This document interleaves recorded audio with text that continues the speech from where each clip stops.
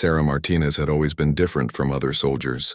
At 28, she stood 5 feet 6 inches tall with muscles that spoke of countless hours of training. Her dark hair was always pulled back in a tight bun, and her brown eyes held a determination that made even seasoned officers take notice. She had joined the Army Rangers 3 years ago, becoming one of the few women to complete the grueling training program. The mission briefing that morning had seemed routine. Intelligence reports suggested a group of criminals was using a remote mountain area to smuggle weapons across the border. Sarah's team was supposed to drop in, gather information, and report back. Nothing too dangerous, or so they thought. Captain Williams, a man in his 40s with graying hair and a permanent scowl, led the briefing. He had never liked having women in combat roles, and Sarah knew it. His voice was cold as he explained the mission details to the 6-person team. "We drop at dawn," he said, pointing to a map spread across the table. "The landing zone is here, about 2 miles from the suspected camp. We observe, we report, we extract. Simple." Sarah studied the terrain carefully. The mountains were harsh and unforgiving, with thick forests and steep cliffs. If something went wrong, it would be a difficult place to survive. But she had trained for situations like this. Every ranger had. The helicopter ride began peacefully enough.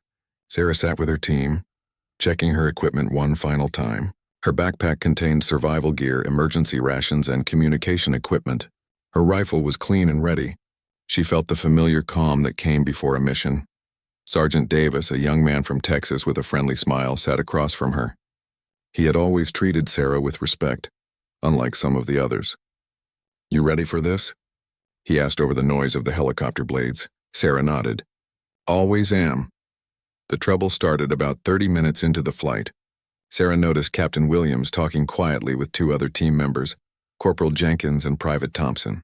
Their conversation seemed intense, and they kept glancing in her direction. Something felt wrong. The helicopter pilot, a civilian contractor named Rodriguez, seemed nervous too. He kept adjusting his headset and looking back at the passengers. Sarah had flown with military pilots before, and they were usually calm and professional. This man was different. As they flew deeper into the mountains, Sarah's unease grew. The landscape below was becoming more remote and dangerous. Thick clouds covered some of the peaks, and she could see no signs of civilization anywhere. Captain Williams suddenly stood up and moved toward her. His face was hard and his eyes were cold. "Martinez," he said loudly over the helicopter noise. "There's been a change of plans." "What kind of change, sir?" Sarah asked, though she was already reaching for her weapon. "The kind where you're no longer part of this team," Williams replied. Before Sarah could react, Jenkins and Thompson grabbed her arms. They were strong, but Sarah was stronger and better trained. She broke free from Thompson's grip and landed a solid punch to Jenkins's jaw.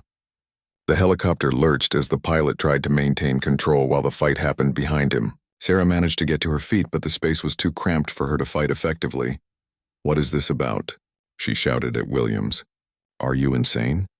"You've been asking too many questions, Martinez," Williams replied, pulling out his sidearm. "About missions that don't concern you." "About money that's none of your business?" Sarah's mind raced. She had noticed irregularities in recent mission reports. Equipment that went missing, locations that didn't match what they found on the ground, payments to contractors that seemed too high. She had started to suspect that Williams and some of the others were involved in illegal activities, but she hadn't expected this. "You're selling weapons to the smugglers," she realized aloud. "That's why we're really here. Not to stop them, but to help them." Williams smiled coldly. "Smart girl. Too smart for your own good." The helicopter pilot suddenly spoke up. "I didn't sign up for this," he said. "I'm supposed to transport soldiers, not watch them kill each other." "Shut up and fly," Williams ordered, pointing his gun at the pilot. "And open that door." Rodriguez reluctantly reached for the door controls. The helicopter door slid open and cold mountain air rushed in. They were flying over a deep valley surrounded by jagged rocks and thick forest. The height was at least 3,000 feet. Sarah looked at the open door and understood what they planned to do. They were going to throw her out and make it look like an accident. Her body would never be found in this remote wilderness, and they would report that she had fallen during a routine operation. "You won't get away with this," Sarah said, backing away from the door. "People will ask questions." "People ask questions all the time," Williams replied. "Doesn't mean they get answers." Jenkins and Thompson moved toward her again, but Sarah was ready this time. She used her training to her advantage, using the helicopter's movement to throw Thompson off balance. He stumbled toward the open door, and for a moment Sarah thought he might fall out himself. But Jenkins was behind her, and he wrapped his arms around her chest. Sarah tried to break free, but Williams was there too, pushing her toward the opening. The wind was incredibly strong, and she could see the rocky ground far below. "Any last words?" Williams asked, his voice barely audible over the wind and engine noise. Sarah looked him in the eyes. "Yeah, you forgot something important." "What's that?" "Army Rangers train for survival even without a parachute."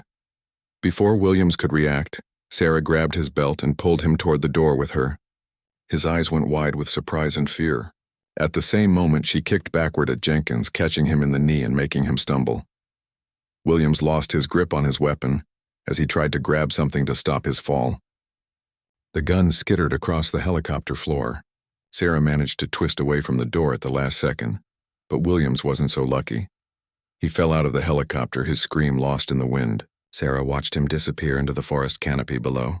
She felt no satisfaction, only the cold determination to survive what was coming next. Jenkins and Thompson stared at her in shock. The pilot was shouting something, but Sarah couldn't hear him over the noise. She knew she had only seconds before they recovered from their surprise.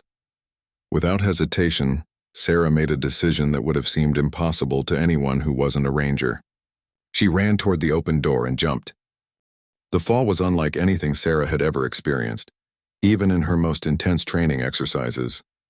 The helicopter disappeared above her as she plummeted through the cold mountain air. Her mind switched into survival mode, remembering every lesson she had learned about emergency situations. Rangers were taught that there were ways to survive falls from extreme heights, though the chances were slim. The key was to find something to break the fall gradually, rather than hitting solid ground all at once. Sarah looked down and saw exactly what she needed, a thick canopy of pine trees covering the steep mountainside. She spread her arms and legs wide to slow her descent as much as possible, just as she had been taught. The technique was called the spread eagle position, and it could reduce falling speed by creating more air resistance. Every second of slower falling gave her a better chance of survival. The first tree branches hit her like a series of punches. Pine needles scraped her face and hands as she crashed through the upper canopy. Each branch she hit slowed her down a little more, though the impact sent shooting pains through her body. She tried to grab onto branches as she fell, but she was moving too fast. A thick branch caught her backpack and spun her around. For a terrifying moment, she thought the pack might tear, and she would lose all her survival gear. But the straps held, and the rotation actually helped slow her fall even more. She hit a cluster of smaller branches that bent under her weight before snapping. Then another group of branches and another. Each impact was painful, but Sarah knew that this gradual slowing was saving her life. A direct hit with the ground from 3,000 feet would have meant certain death. The final impact came when she crashed through a thick patch of young pine trees near the bottom of the grove. These trees were flexible enough to bend without breaking immediately, creating a natural cushion. Sarah hit the ground hard, but not with the deadly force she would have experienced without the trees. She lay still for several minutes, afraid to move. Her entire body ached, and she could taste blood in her mouth. Slowly, she tested each part of her body. Her left shoulder was definitely injured, possibly dislocated. Her ribs hurt when she breathed deeply. Cuts and scrapes covered her arms and face from the tree branches, but she was alive. Against all odds, she had survived a fall that should have killed her. Sarah slowly sat up and looked around. She was at the bottom of a steep mountain slope, surrounded by dense forest. Pine trees towered above her, their branches swaying in the wind. The helicopter was nowhere to be seen or heard. She was completely alone in the wilderness. The first priority was to assess her injuries and treat what she could. Sarah carefully removed her backpack, wincing as the movement sent pain through her shoulder. The pack had protected her back during the fall, and most of her equipment appeared to be intact. She found her first aid kit and used a small mirror to examine her face. Several cuts from the pine needles were bleeding, but none looked too serious. She cleaned them with antiseptic wipes and applied bandages where needed. Her left shoulder was the biggest concern. Sarah had dislocated shoulders before during training, and she recognized the signs. The joint was out of place, causing intense pain and limiting her movement. She would need to relocate it, but doing so alone was dangerous and extremely painful. Sarah found a sturdy tree trunk and positioned herself against it. She had learned this technique from military medics, though she had never had to use it on herself. Taking deep breaths to prepare for the pain, she suddenly jerked her arm in a specific way while bracing against the tree. The shoulder popped back into place with an audible sound that made her gasp. The immediate sharp pain was replaced by a duller ache, and she could move her arm again. It wasn't perfect, but it would allow her to function. Next, Sarah checked her equipment more thoroughly. Her rifle had survived the fall, though the scope was cracked. She had 2 full magazines of ammunition. Her survival kit included emergency rations for 3 days, water purification tablets, a compass, a knife, rope, and other essential items. Most importantly, her GPS device was still working. Sarah turned it on and waited for it to find satellites. When the screen lit up with her location, she realized just how dire her situation was. She was more than 50 miles from the nearest road, in some of the most remote wilderness in the country. The terrain between her current position and civilization was extremely difficult. Mountain ridges, deep valleys, dense forests, and fast-moving rivers blocked most direct routes. Even for someone in perfect health with full supplies, it would be a challenging journey. For Sarah, injured and with limited supplies, it seemed almost impossible. But rangers were trained to accomplish impossible missions. As evening approached, Sarah's first priority was shelter. The mountain temperatures would drop significantly after dark, and she needed protection from the wind and cold. She found a spot between 2 large boulders that would block the worst of the wind. Using her knife and rope, Sarah constructed a basic lean-to shelter using fallen branches and pine boughs. It wasn't comfortable, but it would keep her warmer than sleeping in the open. She gathered dry wood for a fire, though she decided to wait until full darkness before lighting it. The smoke might be visible to search parties, but it could also attract the wrong kind of attention. As she worked, Sarah thought about what had happened in the helicopter. Williams and his conspirators had tried to kill her because she had discovered their illegal activities. They were probably already radioing back to base with a cover story about her death. But Sarah had one advantage they didn't know about. Before the mission, she had sent an encrypted email to her friend Lieutenant Colonel Davis at Army headquarters.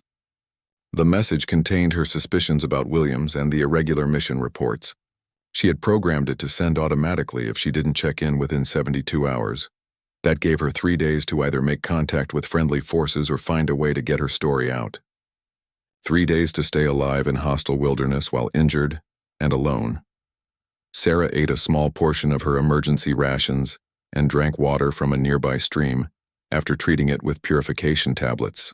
The mountain water was cold and clean, which was one positive aspect of her situation. As darkness fell, she finally lit her fire. The warmth felt good on her bruised and battered body. She kept the fire small to minimize smoke and light that might be visible from aircraft. Sitting by the fire, Sarah planned her next moves. She couldn't stay here and wait for rescue. Williams would make sure no legitimate search party came looking for her. She would have to make her way to civilization on her own. The GPS showed a small town called Pine Ridge about 30 miles to the southeast. It was still a difficult journey, but more manageable than trying to reach one of the larger cities. The route would take her through 3 mountain ridges and across at least 2 rivers. Sarah estimated it would take her 4 to 5 days of hard hiking to reach Pine Ridge, assuming she didn't encounter any major obstacles. Her food would run out after 3 days, so she would need to find ways to supplement her diet from the wilderness. She had been trained in wilderness survival, including how to identify edible plants and how to trap small animals. The mountain forests should provide opportunities for both, though finding enough food to maintain her strength would be challenging. As the fire burned down, Sarah prepared for her first night alone in the wilderness. She arranged her gear so that her weapons were within easy reach. In addition to Williams's conspirators, there might be other dangers in these mountains. Wild animals, the actual smugglers they had been sent to investigate, or other criminals who used the remote area for illegal activities. Sarah lay down in her shelter, using her backpack as a pillow. Every part of her body hurt and the ground was hard and cold despite the fire. But she was alive and she was free. Tomorrow she would begin the long journey toward safety and justice. Sarah woke before dawn, her body stiff and sore from sleeping on the hard ground. The fire had died to glowing embers and frost covered the nearby rocks. Her breath formed small clouds in the cold mountain air. Despite the discomfort, she felt grateful to be alive. She quickly rebuilt the fire and heated some water for instant coffee from her survival kit. The hot liquid helped warm her from the inside and gave her much-needed energy. While she ate a small breakfast of energy bars, Sarah studied her map and GPS more carefully in the daylight. The terrain ahead was even more challenging than she had realized in the darkness. The first major obstacle was a steep ridge that rose almost 2,000 feet above her current position. Beyond that lay a deep valley with a fast-moving river, followed by 2 more ridges before reaching Pine Ridge.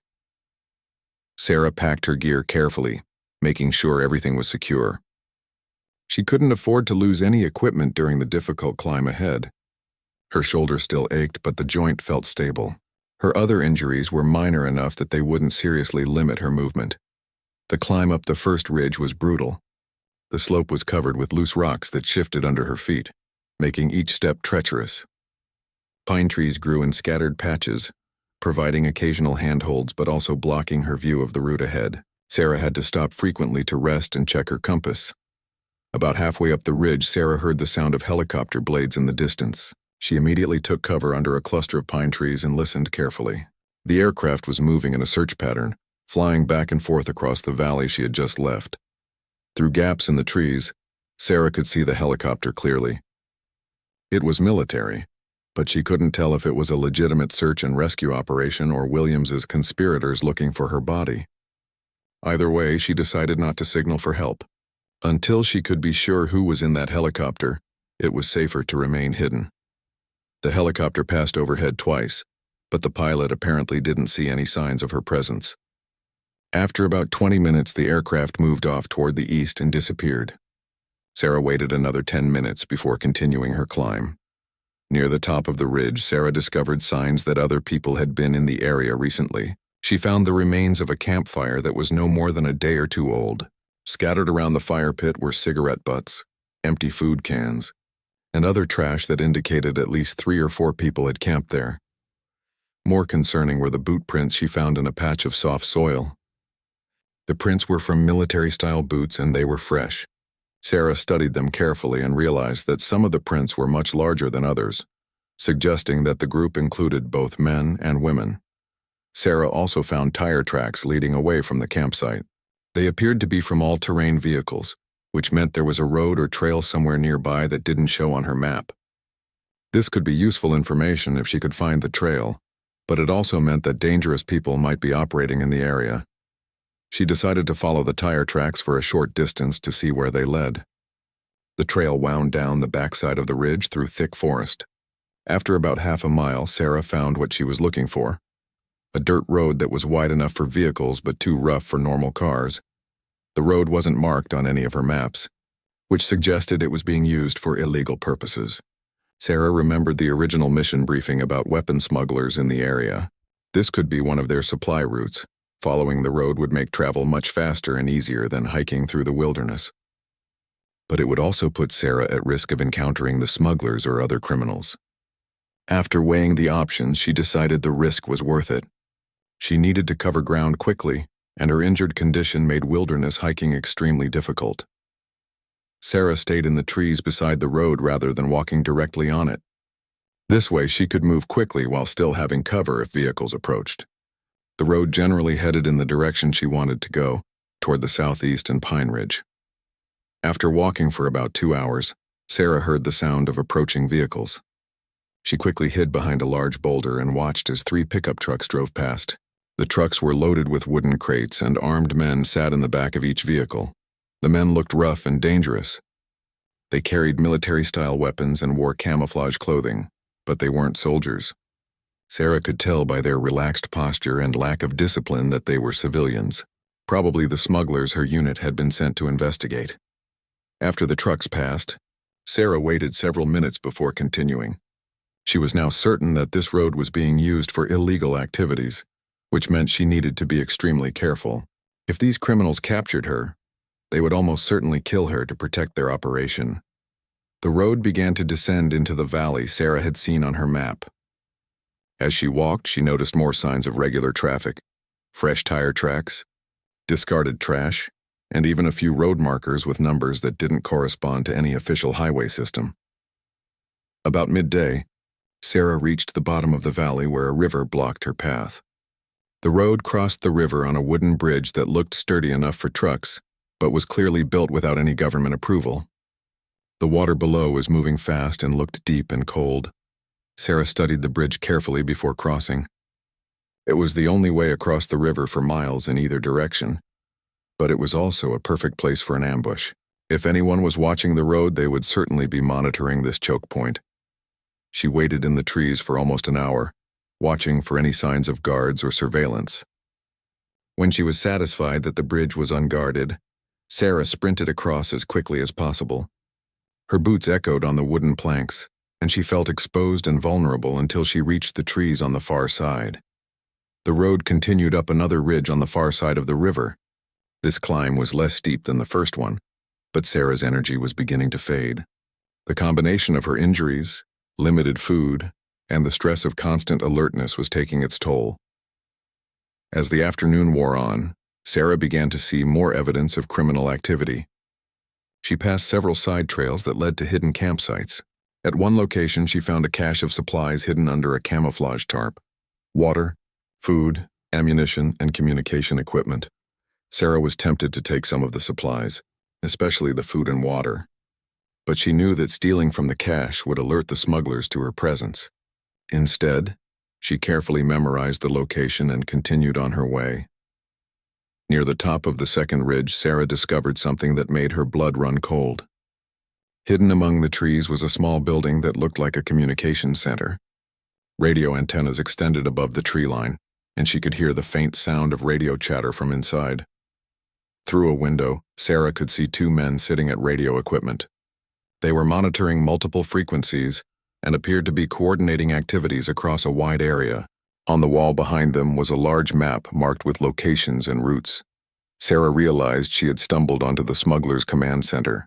This was probably where they coordinated shipments, monitored law enforcement activities, and communicated with their customers and suppliers. The intelligence value of this location was enormous, but Sarah also understood that she was in extreme danger. If the men in the communications center detected her presence, they could alert everyone in the smuggling network within minutes. She would be hunted by dozens of armed criminals across hundreds of square miles of wilderness. Very carefully, Sarah backed away from the building and continued up the ridge. She made note of the exact location on her GPS for future reference.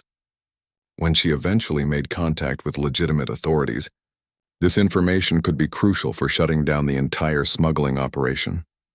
As evening approached, Sarah began looking for a place to spend her second night in the wilderness. She was now more than halfway to Pine Ridge, but she was also deep in territory controlled by dangerous criminals. Finding a safe place to rest would be more difficult than the previous night. Sarah found a small cave hidden among the rocks near the top of the ridge. It was barely large enough for one person, but it was well concealed and would protect her from the cold mountain wind.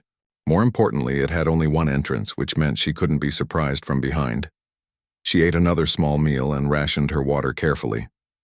Tomorrow would bring new challenges, but Sarah felt confident that she was making progress toward safety.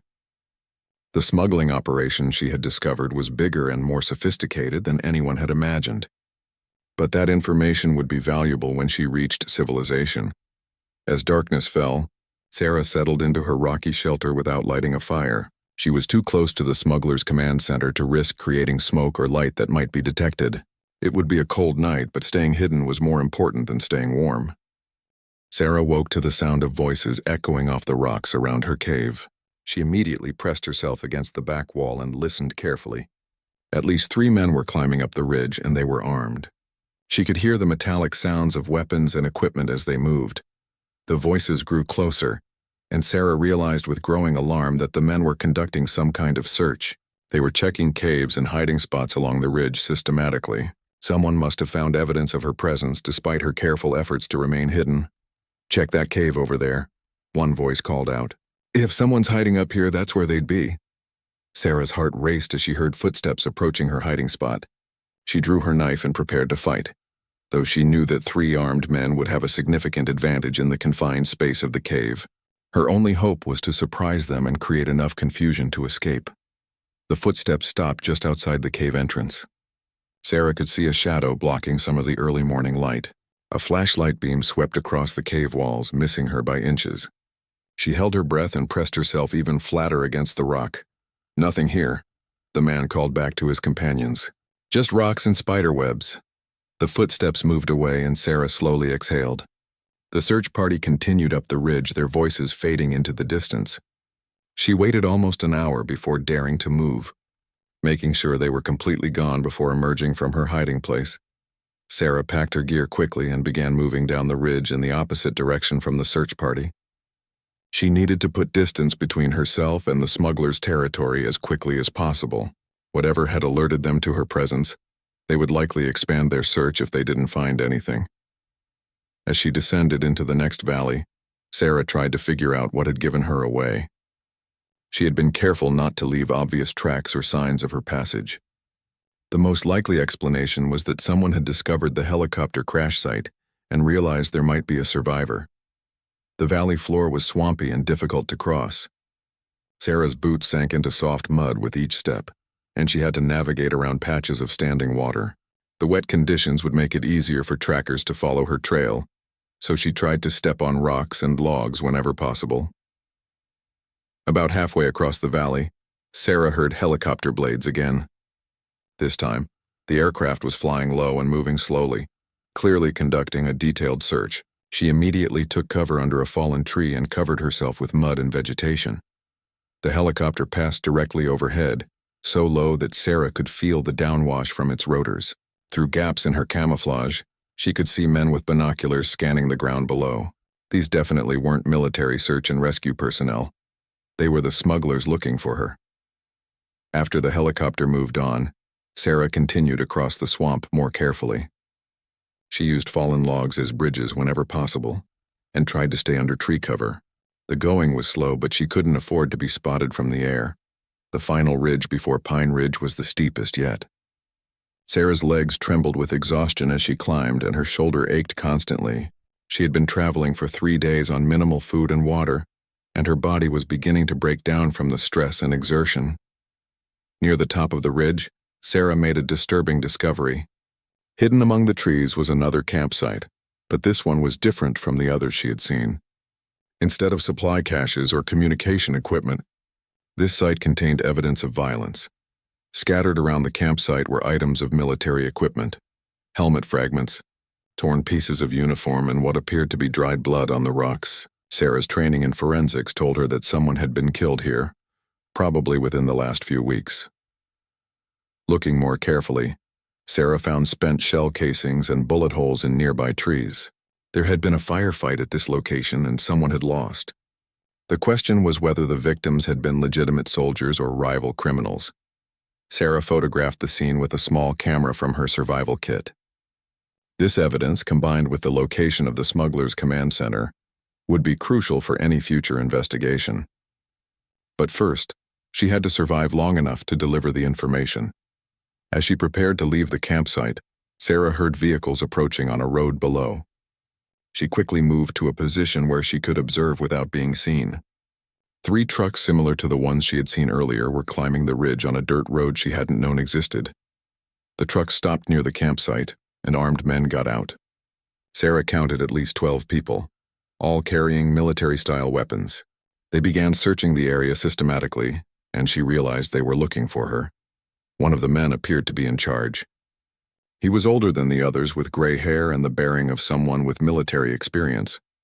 He directed the search with professional efficiency, positioning his men to cover all possible escape routes. "She's been here," the leader called out, after examining some tracks Sarah had left. "These prints are fresh, maybe an hour old. Spread out and search every hiding spot within a mile of here." Sarah realized she was in serious trouble. These men were clearly experienced hunters, and they had vehicles to help them cover ground quickly. Her only advantage was her military training and the fact that she had a head start. Moving as quietly as possible, Sarah began working her way around the search party.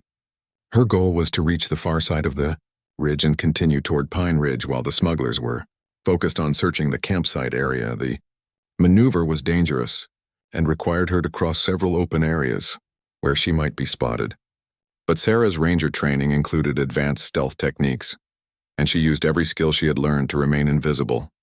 At one point, she had to crawl within 50 feet of one of the searchers. The man was focused on examining a cluster of rocks and didn't notice as Sarah slipped past behind him. Her heart pounded so loudly she was afraid he might hear it. But her camouflage and careful movement kept her hidden. After what felt like hours, Sarah reached the far side of the ridge and began descending toward Pine Ridge.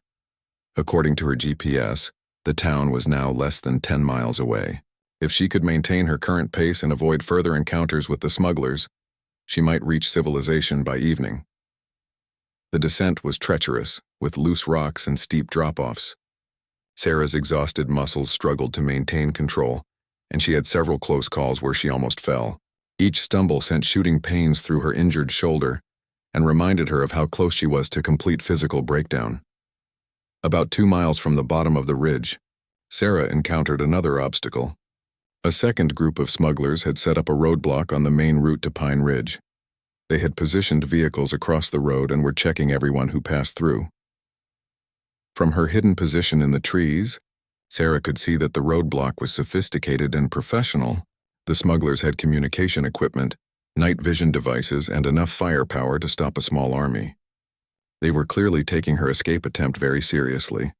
Sarah realized she would have to find another route to Pine Ridge, one that didn't involve the main road.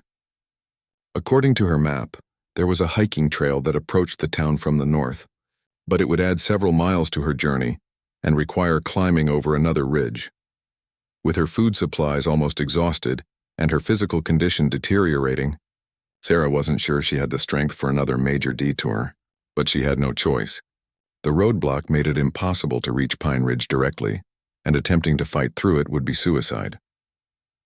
As evening approached, Sarah began the climb over the northern ridge. Her legs shook with each step, and she had to stop frequently to rest. The temperature was dropping rapidly, and she knew she would need to find shelter soon or risk hypothermia. Near the top of the ridge, Sarah's GPS unit finally picked up cell phone signals from Pine Ridge. The town was close enough that she might be able to make contact with the outside world, but her phone battery was almost dead, and she had no way to recharge it. Sarah composed a text message to Lieutenant Colonel Davis, explaining her situation and the location of the smuggling operation she had discovered. She included GPS coordinates for the command center and the evidence of violence she had found. If something happened to her, at least the information would survive.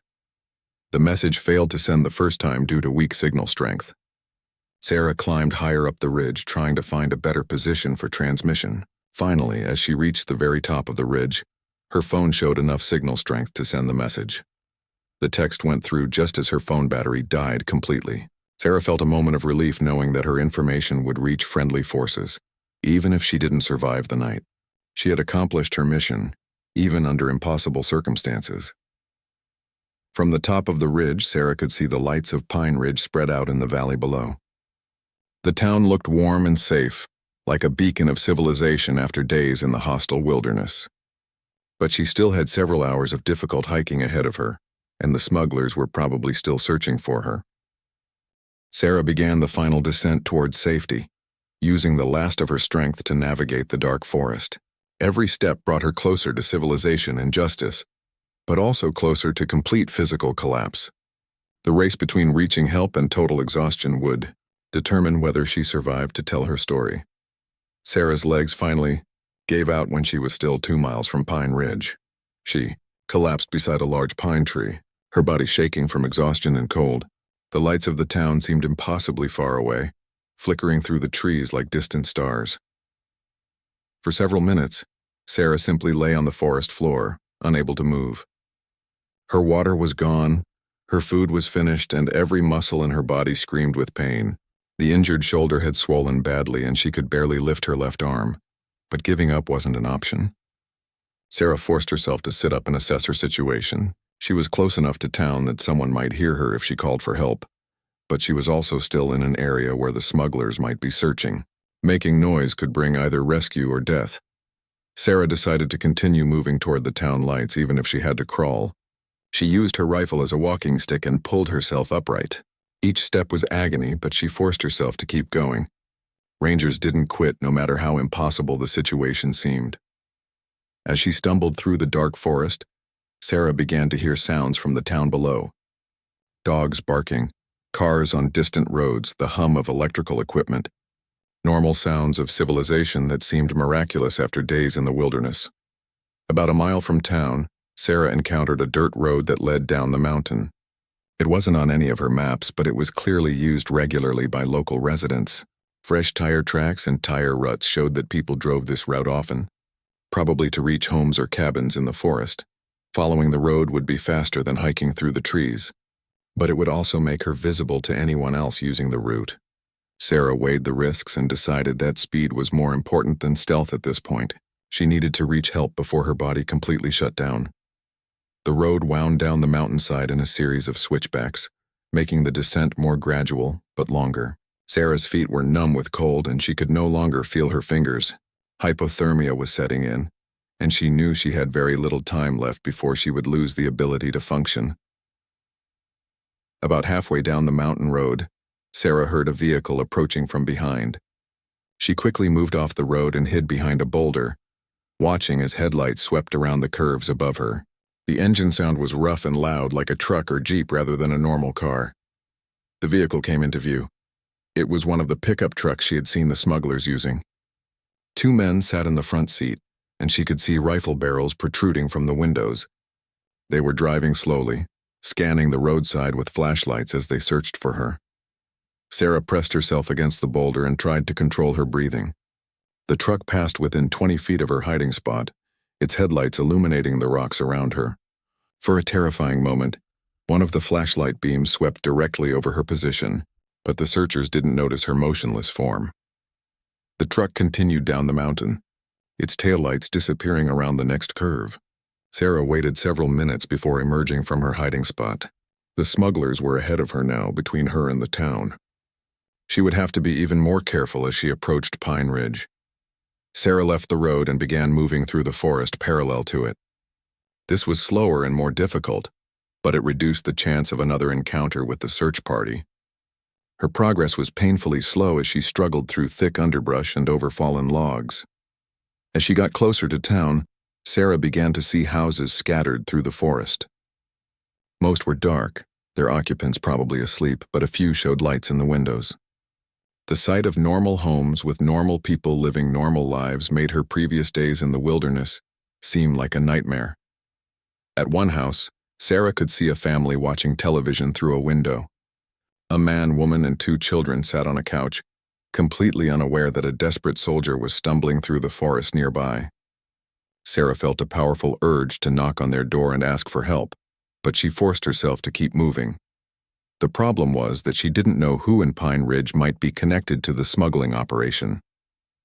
A town this close to their base of operations probably had some residents who were either involved or being paid to look the other way. Approaching the wrong person could result in her being turned over to the criminals.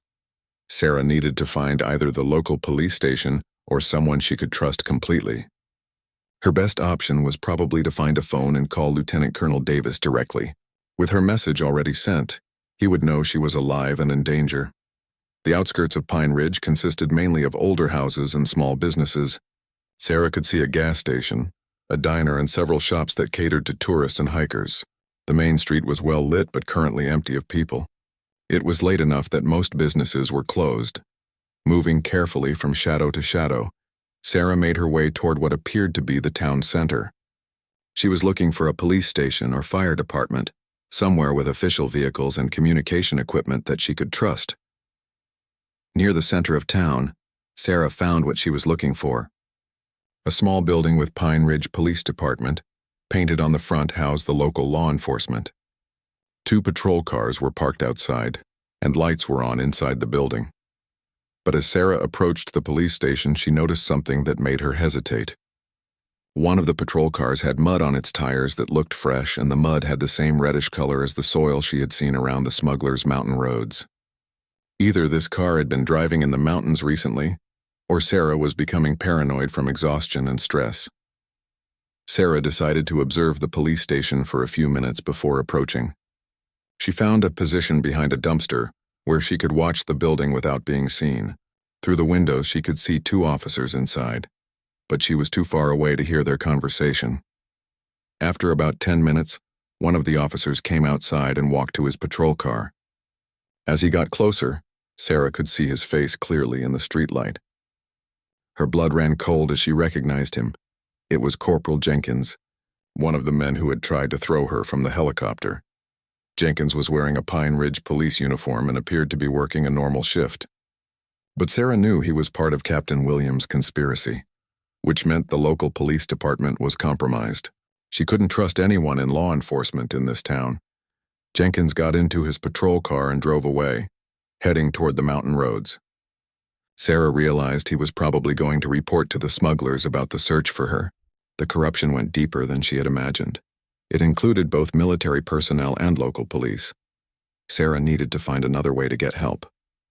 She thought about trying to reach the state police or FBI, but she had no way to contact them without going through local communications that might be monitored. Her only option was to find a private citizen who would help her. Looking around the town center, Sarah spotted a small motel called the Pine Ridge Inn. It looked like the kind of place that catered to hikers and tourists, which meant the owner probably wasn't connected to local criminal activities. More importantly, motels had phones that guests could use to make long-distance calls. Sarah approached the motel carefully, staying in the shadows and watching for any signs of danger. The office was lit, and she could see an elderly man reading a newspaper behind the front desk. He looked harmless enough, but she would still need to be careful about how much she revealed. Taking a deep breath, Sarah walked up to the motel office door and knocked softly. The elderly man looked up from his newspaper and came to the door.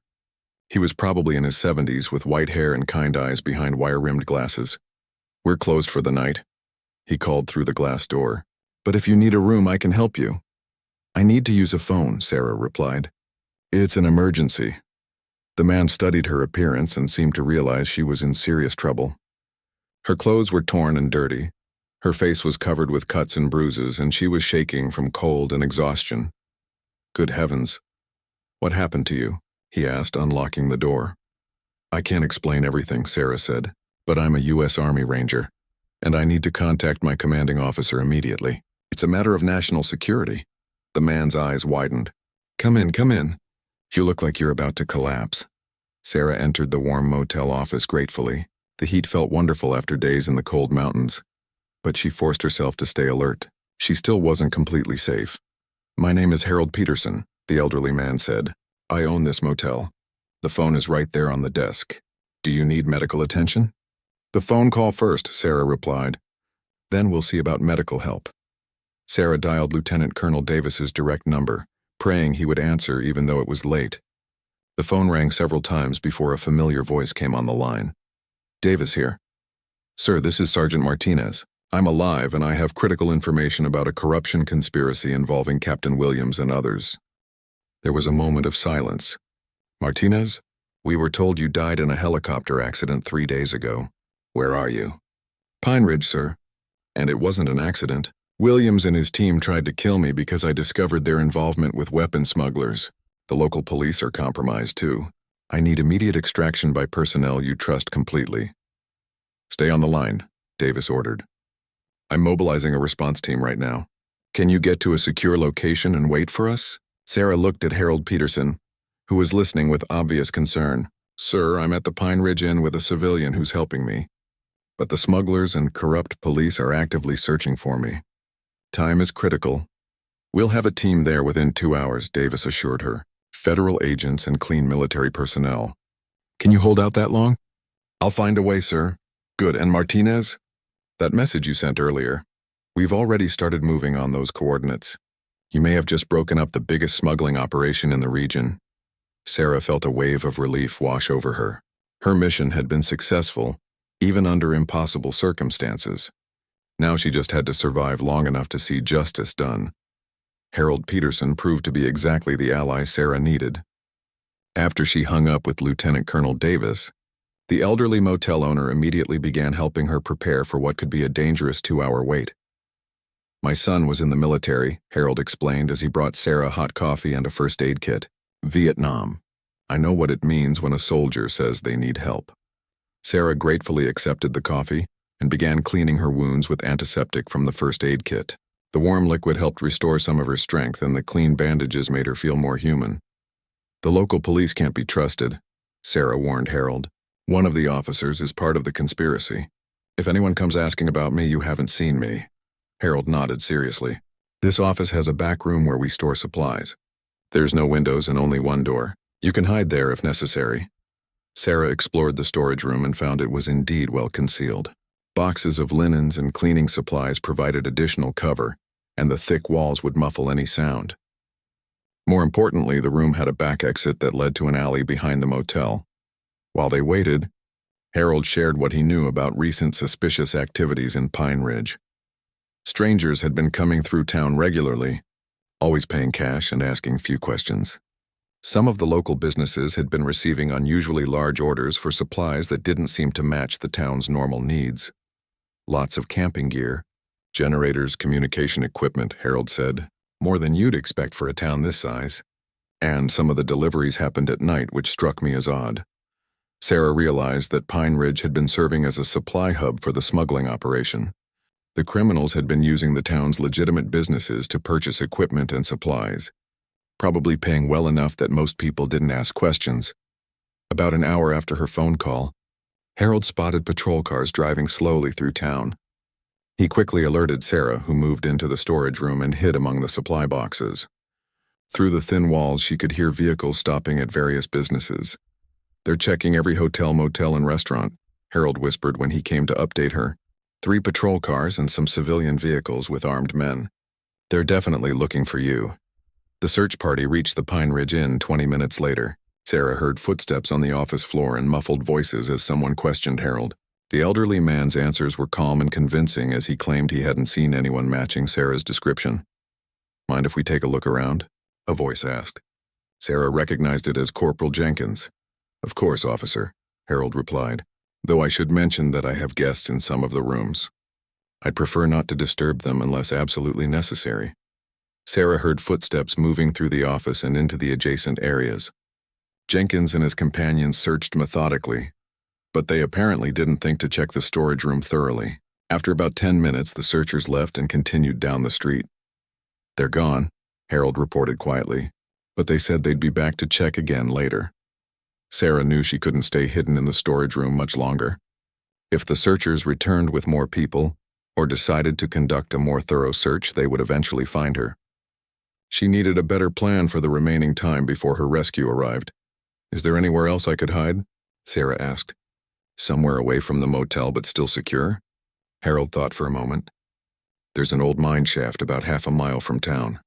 It's been abandoned for decades, but the entrance is hidden and it goes deep underground. If you could make it there, nobody would find you. Sarah considered the option. Moving through town to reach the mine would be dangerous, especially with search parties actively looking for her. But staying at the motel was becoming increasingly risky as well. How do I get there without being seen? She asked. Harold showed her a hand-drawn map of the area. There's a creek that runs behind the town. If you follow it upstream, it'll take you most of the way to the mine without crossing any roads. The water will be cold, but it'll hide your tracks.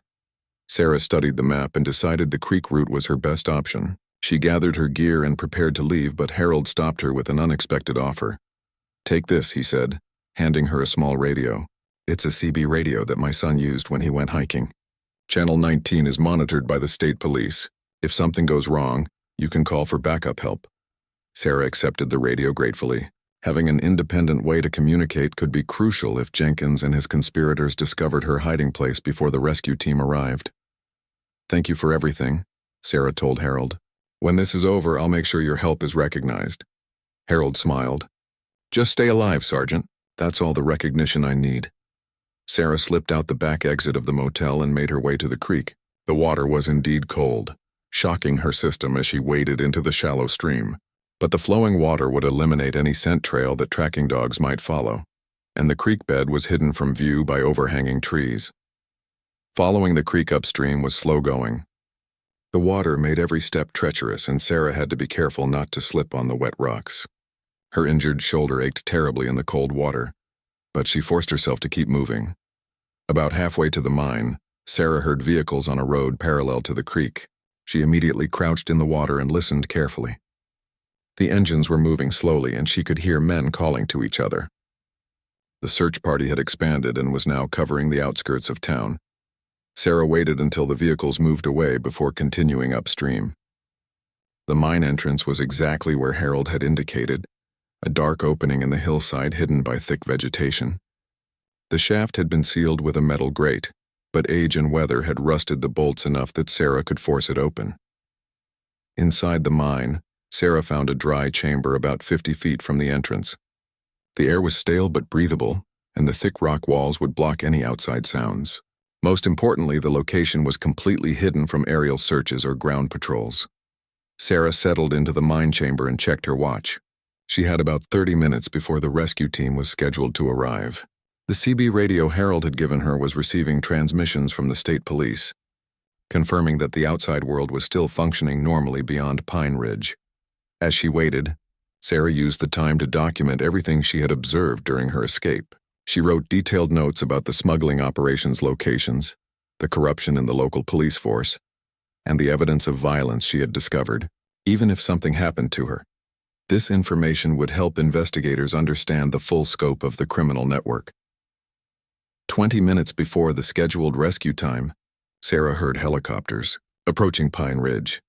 The sound was different from the aircraft the smugglers had been using.